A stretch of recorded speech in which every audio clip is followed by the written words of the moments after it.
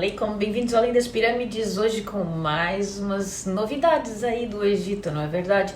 Vamos a isto. As novidades do caso do egípcio morto lá na Itália. Pois é, as autoridades italianas conseguiram descobrir as circunstâncias do incidente, pois descobriu-se que os algozes eram próprios colegas, eram colegas egípcios do jovem, ou seja, Ali Abdelrahman, chamado Bob, conhecido por Bob, de 27 anos, era o proprietário da barbearia onde o jovem que faleceu estava trabalhando, e o seu outro colega egípcio, Ahmed Gamal.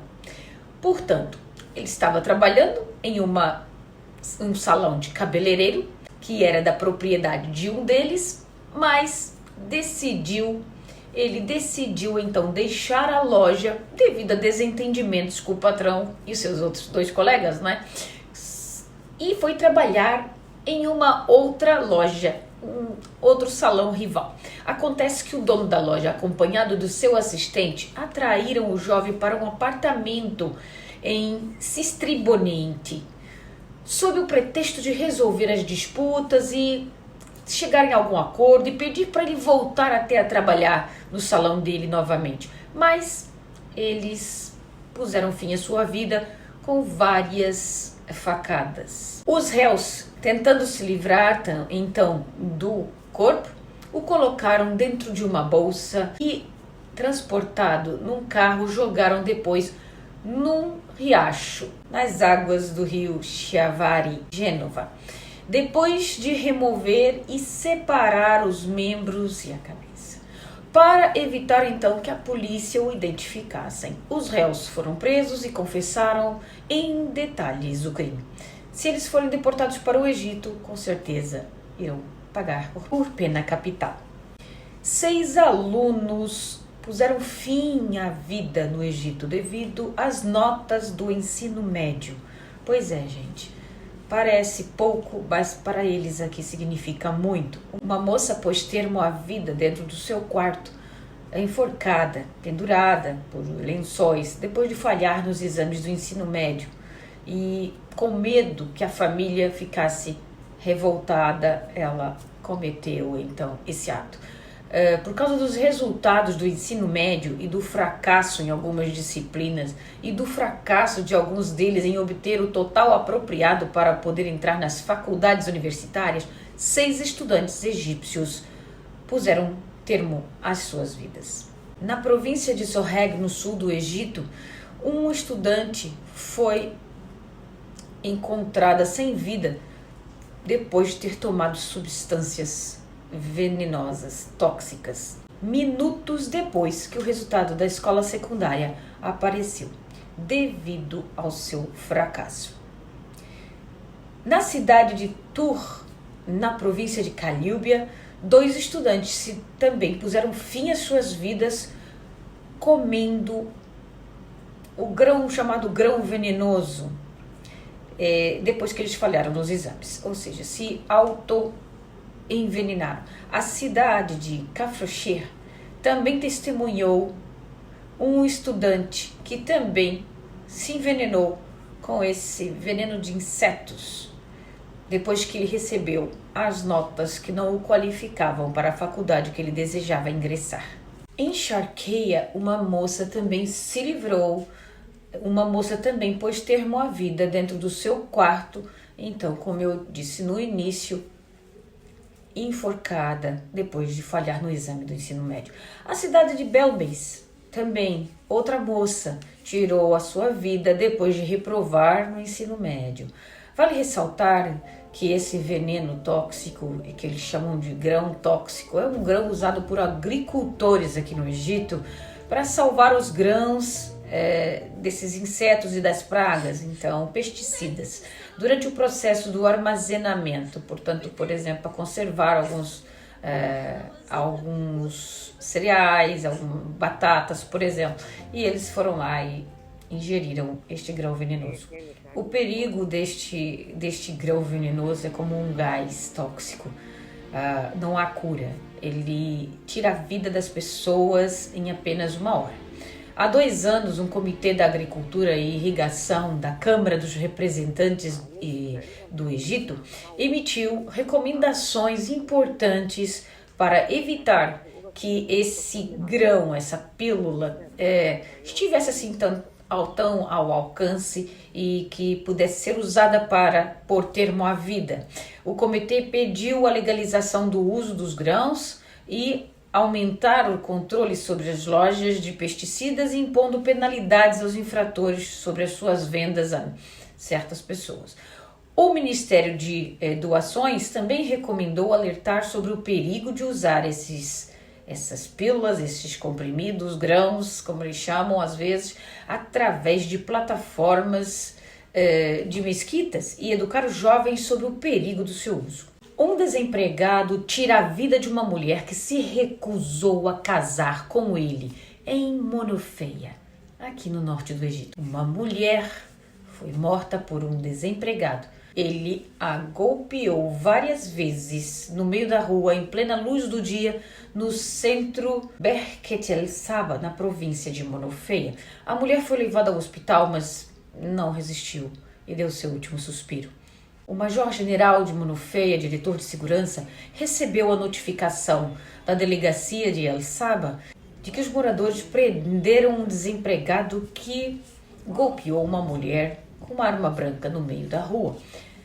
Ele era um desempregado de 40 anos e ele resolveu tirar a vida de Fátima, de 25 anos, divorciada e com 2 filhos.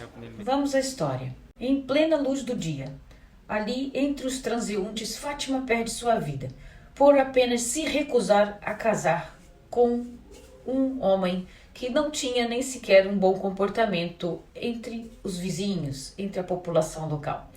Ele possuía antecedentes criminais, estava desempregado e era muito mais velho que ela. O acusado ele já havia pedido ela em casamento e falado com ela por telefone e conheceu o seu avô e pediu até ela em casamento e ela ainda estava casada, mas ele foi rejeitado pela família. O pai da mulher, o pai de Fátima, havia falecido já há muito tempo e o seu irmão trabalhava fora do país, só restava o avô da vítima. O avô da vítima continuou dizendo que o arguido, antes do incidente, ele ameaçou ao avô de que se não casasse com a vítima, mataria ela e a sua mãe também, e que qualquer pessoa que estivesse à sua frente. E desligou o telefone na cara do vovô. E o acusado tentou contactá-lo várias vezes e não respondeu depois disso. Ou seja, ele insistentemente ligava para o avô de Fátima e o avô de Fátima não respondia mais às suas ligações. Um relatório do incidente foi emitido e o Ministério Público investiga este incidente. Segundo o avô de Fátima, quando ele pediu a mão em casamento, Fátima ainda estava casada. Depois disso, ela tinha se divorciado quando, no momento do ato algoz, ali no meio da rua, Fátima estava separada há mais ou menos há 4 dias. E ela não poderia voltar a casar enquanto não passasse os 3, 4 meses que é necessário dar para ver se ela não estava grávida do ex-marido. E pela lei islâmica é assim. Então ela ainda estava sob a custódia do marido e o avô até disse isso para o algoz. Ela não pode vir a casar por enquanto, ela ainda está na proteção, ela ainda está sob a custódia do marido dela, apesar de já estarem separados. E mesmo assim eles foram dando desculpas para afastá-lo dessa ideia de casar com Fátima. E ele não aceitou não. E Fátima faleceu. Um incêndio eclodiu no prédio do Ministério das Doações no centro da cidade da capital egípcia, no Cairo. As forças de proteção civil, então, conseguiram controlar esse incêndio que eclodiu no sábado, com 4 caminhões de bombeiros se movendo imediatamente para o local do incêndio. O incêndio feriu 5 pessoas. Felizmente, o prédio estava livre de funcionários, já que o ministério se mudou já há algumas semanas para a nova capital administrativa, que também está no Cairo, não é? Não tem ainda um nome próprio. Juntamente com os feriados da semana, com as férias, o que salvou a situação de um desastre muito maior. O prédio do Ministério, onde ocorreu o incidente, é um dos edifícios arqueológicos no Egito. Ele é histórico. Um médico, a sua esposa e um supervisor administrativo de sua clínica, um trabalhador lá da clínica, estão presos, acusados da morte de um médico colega, o Dr. Osama, ortopedista do Instituto Nasser, no bairro Sahel, no Cairo. Ou seja, esse crime aconteceu lá atrás, em 4 de junho. O médico estava então desaparecido desde essa data. O Ministério Público descobriu que o acusado de matar o médico de Sahel, esse caso aconteceu em junho passado. Assim que eu mais ou menos comecei aqui as nossas notícias semanais, mas saiu agora novamente porque o Ministério Público descobriu, desvendou todo o processo e concluiu o assunto, que agora vai a julgamento. O Ministério Público então descobriu que o acusado de matar o médico, de tirar a vida do médico de Sahel, havia deduzido da vítima uma quantia de dinheiro para abrir uma clínica nova. Ele tinha dito, vamos lá, vamos abrir uma clínica nova, me empresta aí um tanto, que assim que a clínica, eu te devolvo assim que a clínica começar a lucrar novamente. Começar a lucrar, eu te devolvo esse dinheiro. Desde então, do dia 6 de junho, então ele desapareceu já no dia 4, dia 6 de junho a família do médico notou a sua ausência e abriu o boletim de ocorrência. Tudo indicou que o médico sabia do envolvimento do seu colega suspeito com a mulher, ou seja, a mulher envolvida, ela era advogada, e esse médico que foi apagado, ele sabia que o outro colega médico que trabalhava com ele na mesma clínica tinha um caso e ela já tinha feito até mais que um aborto. Eles não eram casados. Após a averiguação, a polícia investigou a clínica e o consultório do médico que trabalhava com o falecido. Havia resquícios de obra recente do piso e um cheiro estranho, além de vários sacos com entulho. Os serviços de segurança do Cairo, em coordenação com o setor de segurança geral e as direções de segurança de Minya, Sorreg e Caiúbia, conseguiram prender os 3 acusados, depois que eles fugiram para essas 3 províncias diferentes. Como é que tudo começou? Eles alugaram um apartamento e atraíram a vítima para lá, dizendo que tinha um familiar idoso que não podia se locomover e que precisava de uma consulta domiciliar. O Dr. Osama, então, depois de ser convencido, o Dr. Osama vai então a esse apartamento. Após o médico chegar ao apartamento, o outro médico que trabalhava com ele estava lá, já esperando ele, e ataca ele e injeta substâncias narcóticas de modo que ele ficasse completamente inconsciente. Roubaram seus cartões de crédito e removeram bastante quantia de dinheiro do banco, espancaram-no, deram choque elétrico e depois disso colocaram ele numa cadeira de rodas onde o levaram inconsciente até a sua própria clínica. A seguir, quando chegaram lá na clínica, já havia uma cova preparada para o enterrarem e ali vendaram-lhe os olhos e ele, meio inconsciente, meio acordado, o colocaram no imóvel e injetaram-lhe mais substâncias até que ele desse o seu último suspiro. E ali então eles sepultaram e fecharam tudo e as obras ali ficou tudo bonitinho. O Ministério Público concluiu então as investigações, ouvindo todos os réus, mais 13 testemunhas, todos os celulares que foram apreendidos, câmeras que filmaram todos os envolvidos e estão sendo hoje acusados do sequestro e homicídio premeditado e fraude processual, além de roubo sob coação. Muito triste, mas acontece. Pois é, como vocês veem, é o ser humano que está com problema. Tragédia no Egito. 3 irmãos afogados. Na sexta-feira, as autoridades então receberam um relatório de que 3 crianças que se afogaram num canal de Benjahamud, na província de Sorreg. As crianças tinham entre 6 e 10 anos de idade. Eram 3 meninos e haviam saído para brincar num canal do rio que em frente à casa que moravam. Acontece que um deles escorregou e os outros 2 o tentaram ajudar e acabaram se afogando os 3. A polícia liberou para o funeral os 3 irmãos e a aldeia toda chora o luto. O Comitê da Coesão da Família e da Comunidade do Diálogo Nacional discutirá questões relacionadas ao divórcio, incluindo pensão alimentícia, em sua reunião nesta quinta-feira. O comitê discutiu o direito da mulher a uma parte maior dos bens do seu falecido marido, que foram criados durante o casamento, além da sua herança, já conforme garantido pela jurisprudência islâmica.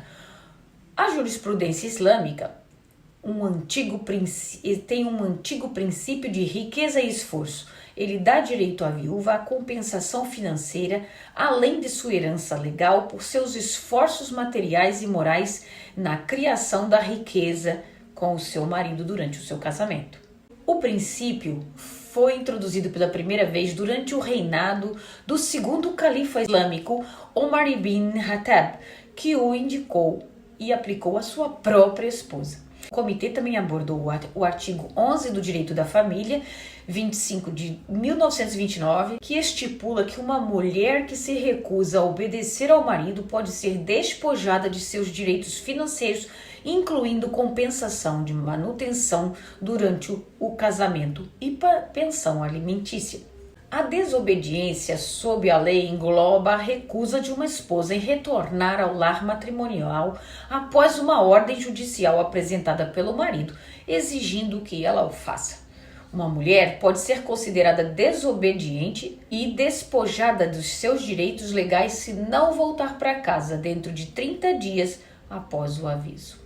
Essa lei é rotineiramente utilizada por alguns maridos para paralisar as tentativas de suas esposas de buscar o divórcio e atrasar o processo legal. Então, um projeto de proposta para alterar o direito de família do país, que foi apresentado ao parlamento em 2019, ainda nem saiu do parlamento.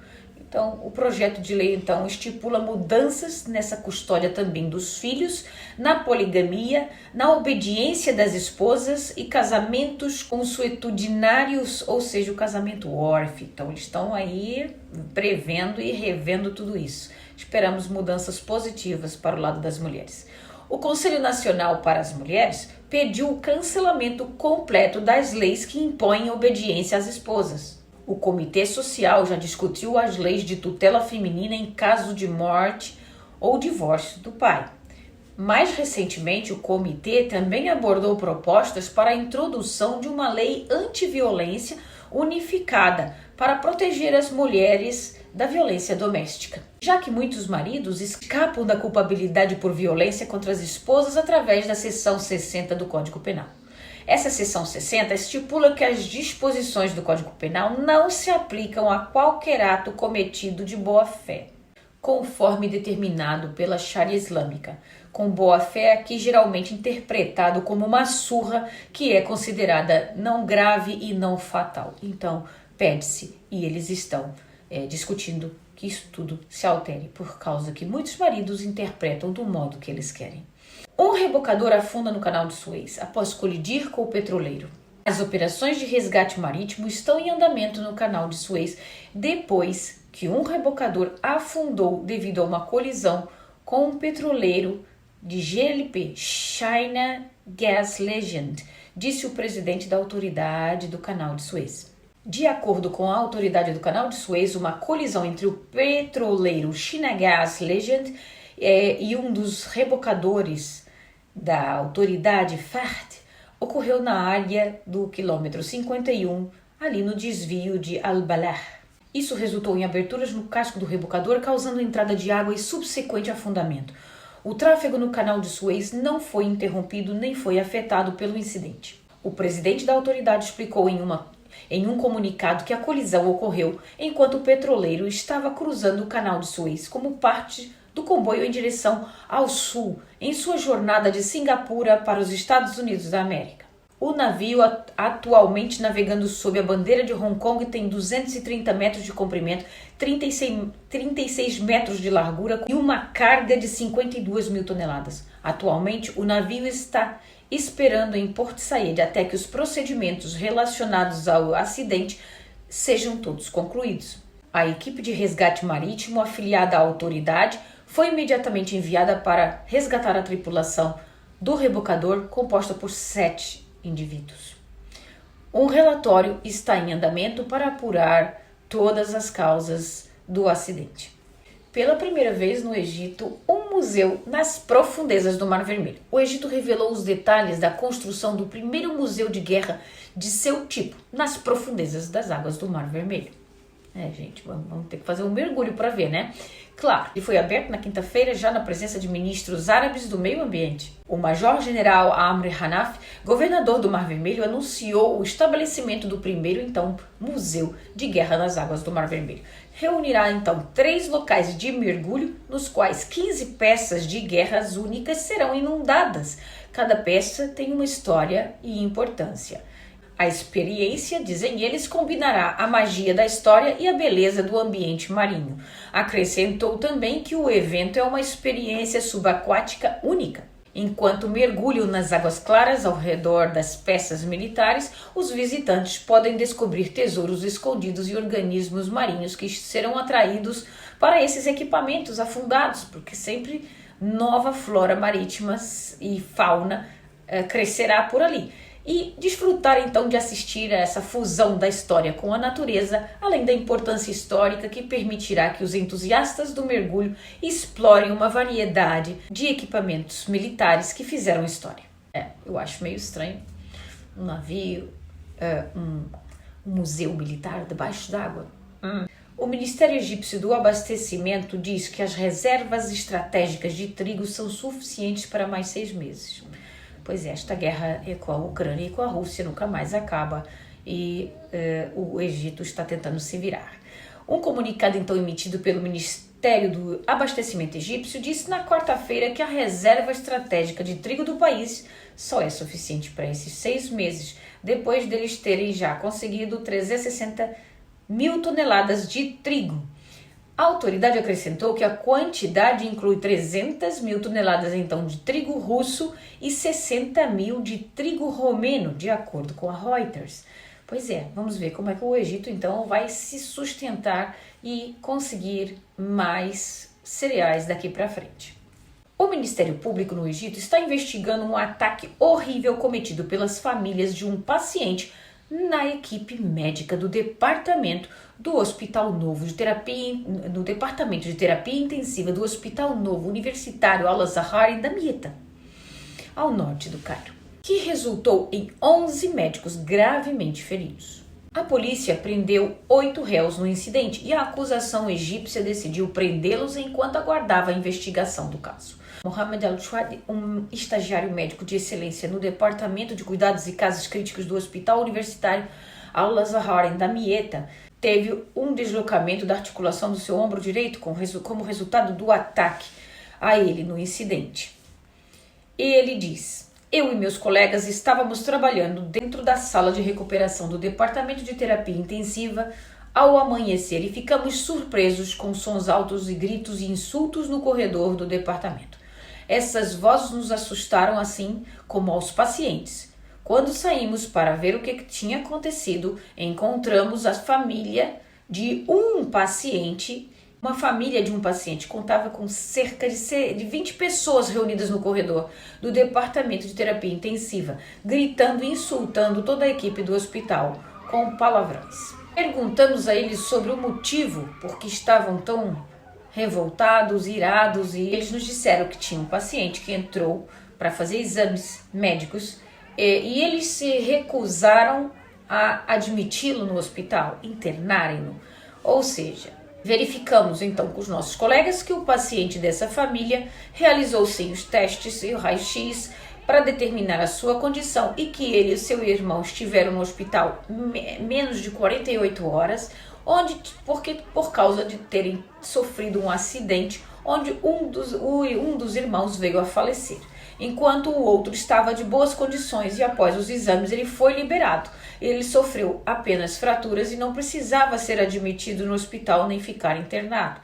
A família não gostou e achou isto errado, porque eles acham que são mais médicos do que os próprios médicos, né? E eles acham que ele deveria ter ficado internado. Então, quando foi lhes dito que o paciente não precisava ficar no hospital, eles começaram a bater nos médicos e a quebrar os dispositivos médicos no hospital. O ataque resultou em 11 médicos com fraturas, contusões, conclusões cerebrais, luxação articular e feridas.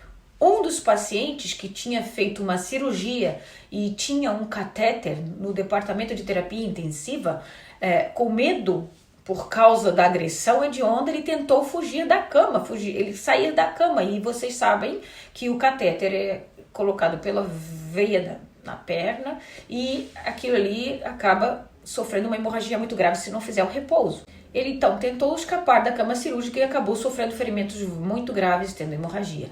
Acontece que os mesmos pais que detiveram a equipe médica, eles também tinham estado há 2 dias, né, às 48 horas desse incidente. Eles tinham estado já no hospital quando foram informados da morte de um dos irmãos, do acidente. Devia ter sido um acidente de carro e um deles faleceu e o outro ficou todo quebrado. Então a família tinha estado lá 2 dias antes. O Sindicato dos Médicos declarou que estão determinados a levar o caso até o fim, até as últimas circunstâncias, até que os agressores sejam punidos, e também exigiu a nomeação. Ele pediu que nomeassem guardas de segurança da polícia nos departamentos de emergência dos hospitais para que tais incidentes não se repitam. O Dr. Ibrahim Zaad, membro do Conselho do Sindicato dos Médicos, disse que o ataque dos médicos no novo hospital de Damietta não é o primeiro do seu tipo. Aliás, aqui eu, como mulher de médico, posso dizer para vocês que acontece quase todos os dias em todos os hospitais. O incidente também foi repetido antes disso no Instituto Nacional do Coração. Foi todo quebrado anteriormente. Ele diz: durante o ataque ao Instituto Nacional do Coração, o dispositivo de catetrismo cardíaco foi todo quebrado em 8 milhões de libras, além de intimidação que aconteceu também com os médicos. Ele acrescentou que os médicos do hospital foram espancados ao longo de 2 dias. Portanto, houve médicos com ferimentos leves e outros com ferimentos mais profundos, sendo um deles até que está em um ambulatório, está em observação, e há um médico até que faleceu depois de ter sido espancado na cabeça. Segue-se as investigações. E é isso por hoje. Fiquem com Deus. Oremos para que este mundo fique melhor.